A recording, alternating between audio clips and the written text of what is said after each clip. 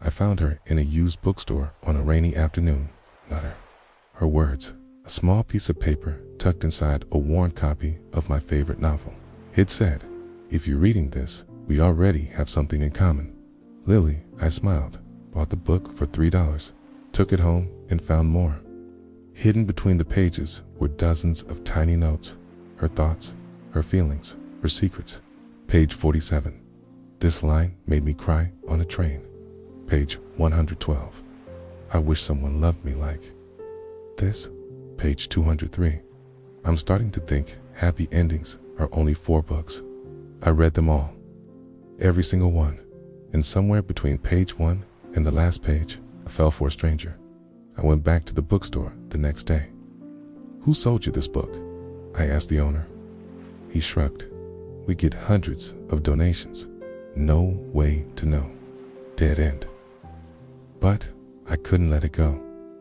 I started leaving my own notes in the book. It's page 47. I cried here too. Page 112. Someone will love you like this. I'm sure of it. Page 203. Happy endings aren't given. P. Then I donated it back to the same bookstore. Hoping. Waiting. 3 weeks later, I got an email. The bookstore had a website. A missed connections section for lost items. Someone had posted, "To the person who wrote back in my book, who are you?" My heart stopped. I replied, "Someone who couldn't stop reading your words." We emailed for weeks. She told me her name was Lily. She'd sold her books after a hard breakup. That novel was her favorite. Letting it go felt like letting go of hope. But then I found your notes, she wrote. And I thought maybe hope finds its way back. I asked to meet her. She said yes. We met at the bookstore, right where it started. She was standing in the poetry section, holding our book.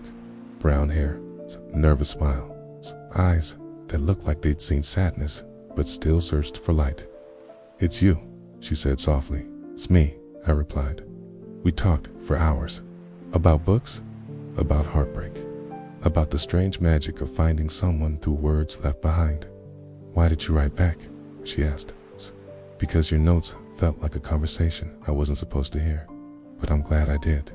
She smiled. "And now I'd like to keep the conversation going, if you'll let me." That was 2 years ago. We're married now. The bookstore where we met, we bought it, and that worn copy of our favorite novel. It sits in a glass case by the register. We added one final note to the last page.